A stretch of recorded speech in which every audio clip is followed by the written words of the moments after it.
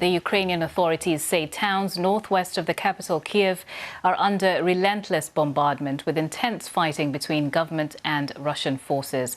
The heaviest fighting is said to be focused on suburbs just 25 kilometers northwest of Kyiv. Meanwhile, a new temporary ceasefire to evacuate thousands of civilians in the besieged southern city of Mariupol appears to have collapsed after just hours. This is the second day in a row that it's failed. Our correspondent Charlotte Gallagher in Ukraine has the latest for us.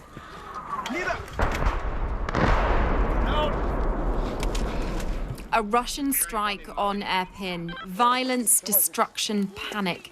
This city, close to the capital, is enduring heavy fighting, with more and more people attempting to escape.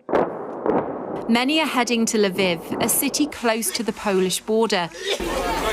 The train station here is overwhelmed by the crowds. These children from an orphanage are some of the latest to leave. For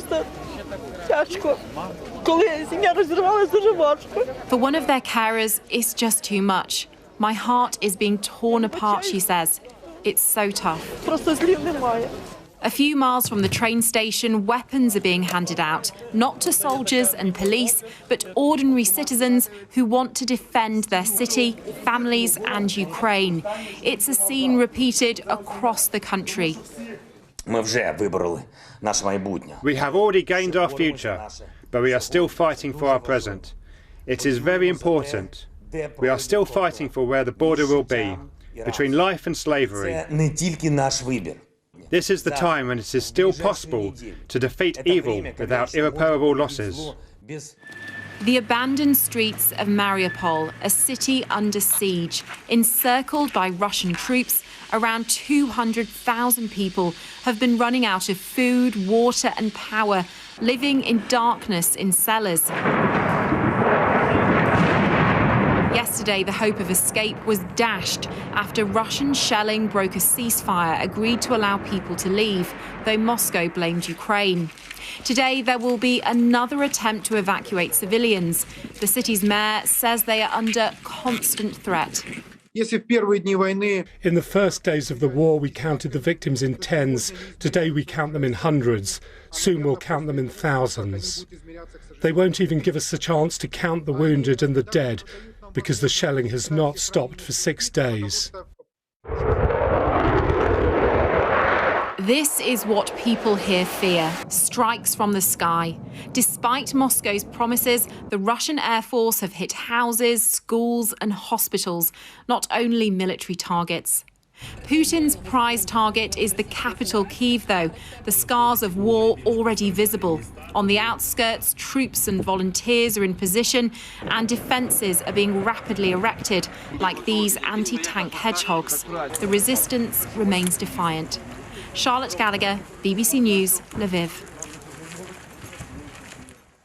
Let's just listen in now to a message that Ukraine's President Volodymyr Zelensky has posted online, speaking about the latest attack on the airport at Vinnytsia in central Ukraine.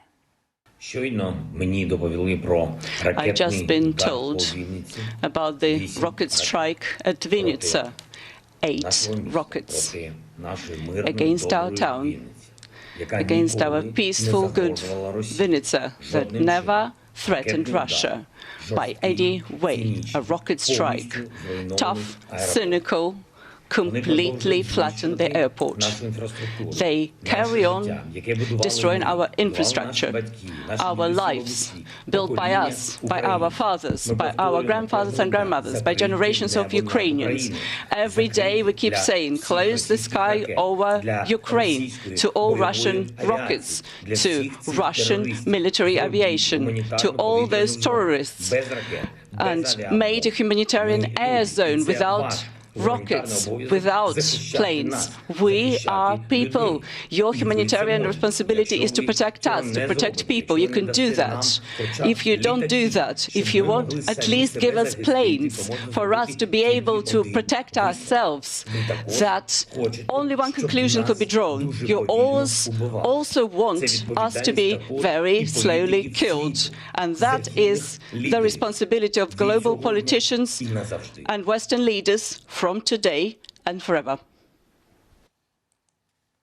Well, the American Secretary of State, Antony Blinken, has said the United States is considering a deal which would involve Poland supplying Ukraine with fighter jets.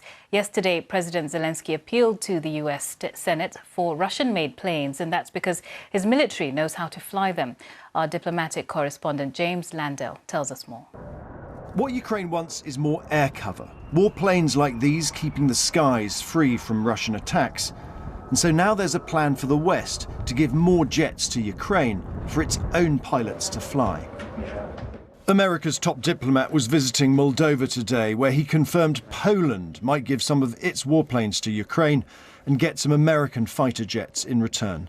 We're looking actively now at the question of airplanes that Poland may provide to Ukraine, and looking at how we might be able to backfill should Poland decide to produce those, supply those planes. What Ukraine says it really wants is a no-fly zone enforced by NATO in an attempt to slow the Russian onslaught on its cities.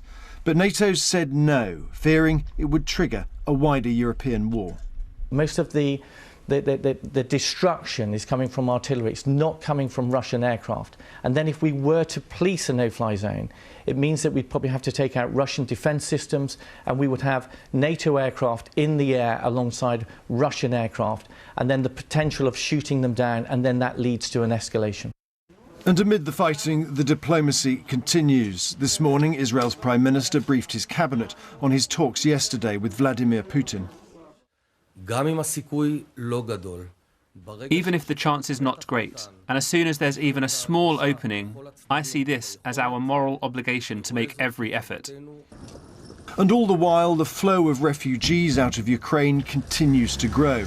Today, the United Nations High Commissioner for Refugees, Filippo Grandi, said they number more than 1.5 million people, what he described as the fastest growing refugee crisis in Europe since World War II.